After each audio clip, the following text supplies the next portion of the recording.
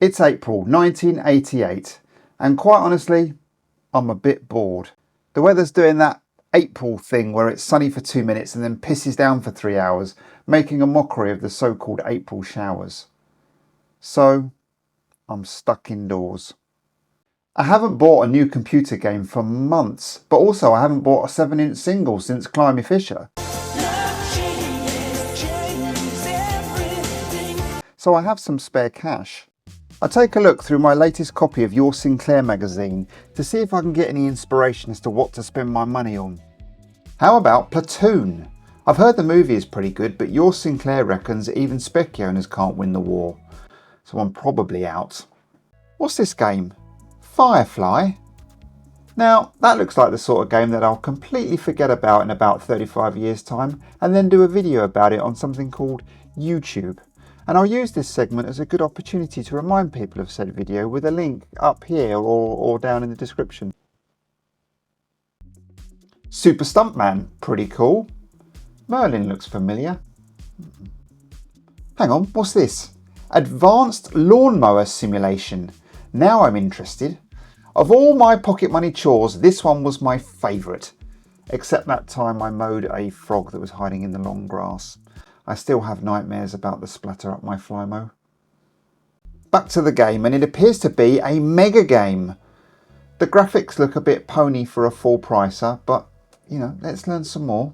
You'll need all the extras and add-ons you can lay your little green fingers on if you want to climb the gardening hierarchy.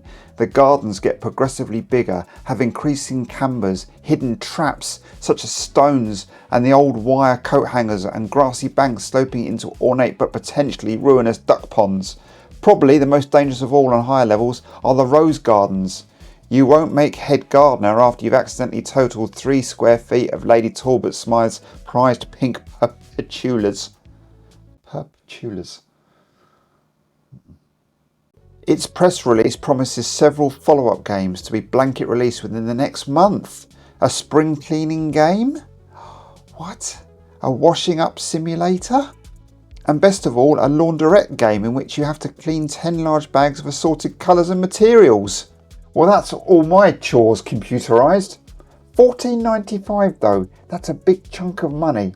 But it did get 9 out of 10 on the value rating, so it must be good.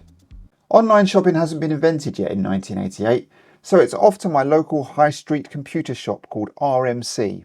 Now, I've no idea what RMC stands for. Really manky cassettes? Ropey media collection? Randy media collector? Who knows? But if anybody's got this game, he'll have it. Mega Drive? Super Nintendo? What the hell's a Dreamcast? I'm not sure any of this has been invented yet. Look at all these futuristic big box games as well. Anyway, I'm not here for any of that nonsense. Amstrad CPC. ZX Spectrum. Here we go. What's this? Advanced Pinball Simulator. Damn it. So close. Okay. Jetpack. Quasitron. Manic Miner. So many good titles here. But it's not looking good for my game. Let me ask Neil, the shopkeeper, if he has it. Advanced Lawn Mower Simulator? I don't think we've got that here. Have you thought of garden centres? Bugger. Thanks, Neil. Garden centres is a good shout though. So here I am in my local one perusing the flower seeds mix when something catches my eye. Can it be? Nestling between the fragrance and the microgreens is a copy of a game. Here it is. Cover looks familiar. Comes with a free giant poster too. But look at that price. Blimmin' garden centres and their markups. Never pay that much in Boots. It does look good though. But I can't afford that. I'm going to have to put it back. Okay, well, back home I go, gameless and still bored. 2 months go by and then the managing director of GardenSoft, G. Miller, writes in to complain to your Sinclair that they didn't make it obvious enough about the different features that the game has. Apparently, there's a A3 colour poster for anybody that buys the +3 disc. It has compatibility with the Interface 2, Current Microspeech and the Trojan Light Pen. And get this! There'll be a DIY wallpaper simulator, household chores compendium and a state-of-the-art boiled egg timer strategy adventure concept game, all available in the summer exclusively for the new Spectrum Plus 4, with built-in Laserdisc RAM storage, whatever that is. Then things really heat up in the next month's edition. W.L. Griffiths writes in to say that it's actually their game and that GardenSoft ripped it off. It's called Qualcost Rotomo. They sent the game in to your Sinclair in January and was awaiting reply when they saw the game under the new name. Maybe I'll never get it now. Then the following month, GardenSoft's solicitor, Adolf Bibble, senior partner of Wibble, Bibble and Boeing Solicitors, writes in to say that actually the game was GardenSoft's all along and they'd changed line 10 from GardenSoft Limited 1988 till their own. Legal proceedings have started. I'm never going to see this game. A couple of months go by and nothing, and then this letter appears. My spies in the Amstrad CPC camp came up with this cutting. Somebody somewhere is telling Mega Porkies I think we should be told. And it appears to be a typing game for a game called Professional Lawnmower Simulator. What? And then JJ Ball, managing director of GardenSoft Australia, writes in to say that their game is called Flymo Action and is in fact an electric version of the game. And then CJ Cox of Loungesoft writes in saying that they're also releasing Professional Sofa Simulator, Advanced TV Simulator and Stereo Simulator. And then nothing for a whole year. RMC never stocks it. The garden centre where I found that only one copy just completely disappears. So I move on. Until one fateful day, this happens.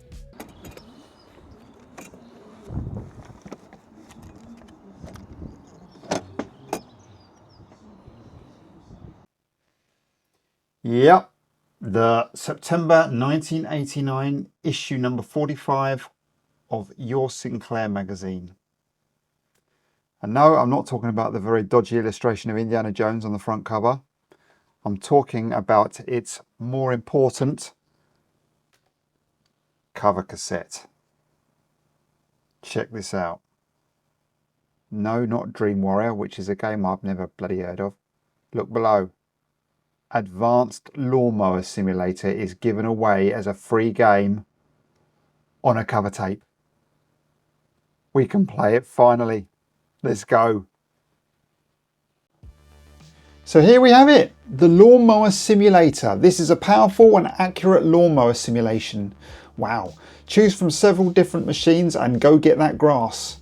So we can choose from number 1, Campari Grassmaster, number 2, the DAF Turfomatic, number 3, the Acme Mega Cut 3000, number 4, the Acme Lawn Ace, number 5, oh yes, the Flymo Grass Chum, or number 6, the Patio Sprintet. I think we've got to try the Flymo Grass Chum first, don't you? I mean, I had a Flymo back in the day, so we've got to go for that one, but it's broken at the moment. Okay, let's go for number 1, the Campari Grassmaster then. Surely that's a goer. That one's broken too. Okay, what about the DAF Turfomatic? Broken. Lovely. The Acme Mega Cut 3000 is broken as well. The Acme Lawn Ace. Great. Well, hopefully the Patio Sprintet is working, otherwise we are screwed. Yes, the Patio Sprintet is working well. Press M engages the motor, releasing M disengages it. Pressing E key to start. Here we go. I've waited over a year for this.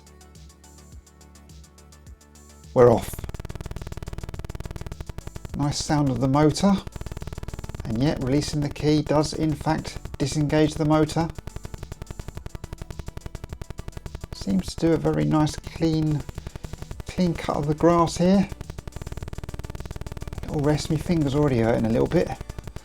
Or carry on, we'll soldier through.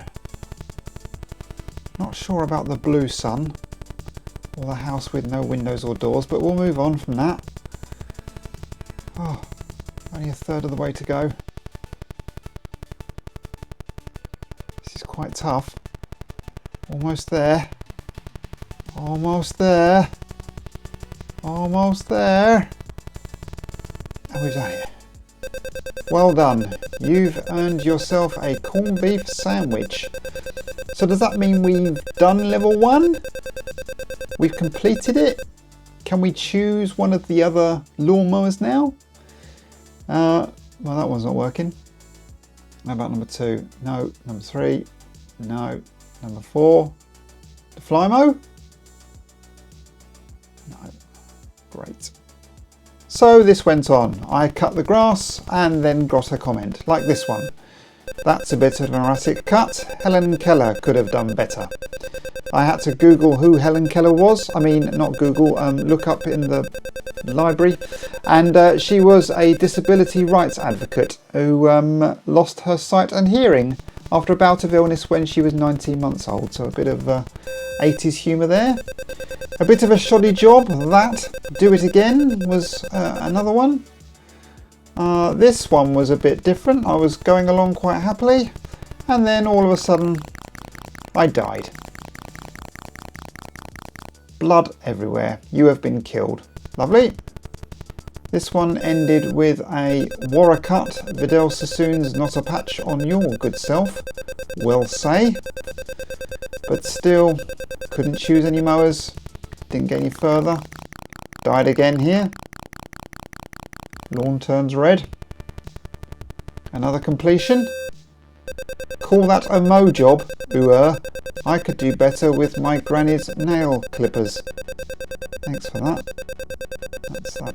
That's lovely. A little pause here before getting killed again. Smashing. Another fine job. Tea and cakes for you, matey. That was a super bit of grass work. In fact, here's a tenner. But still no level progression. Just fake money. Boing, boing, boing, boing, boing.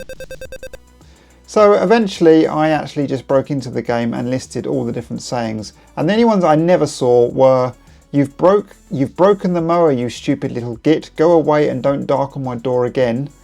And mower tester Chuck says, uh-oh, you sure bought the lawn that time. I don't know you. And yeah, that's it. Awesome.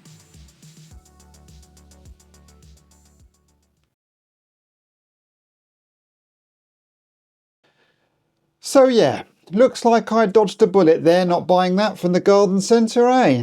I mean, if I'd known any better, I would have thought that game was some kind of April Fool's joke that went on for nearly 2 years, before finally being explained in the August 1990 issue, when a certain Rodney Sprodston submitted a reader's game called Advanced Lawn Mowing Simulator, the Trilogy, which was actually 4 games of lawn mowing on the moon and other various locations.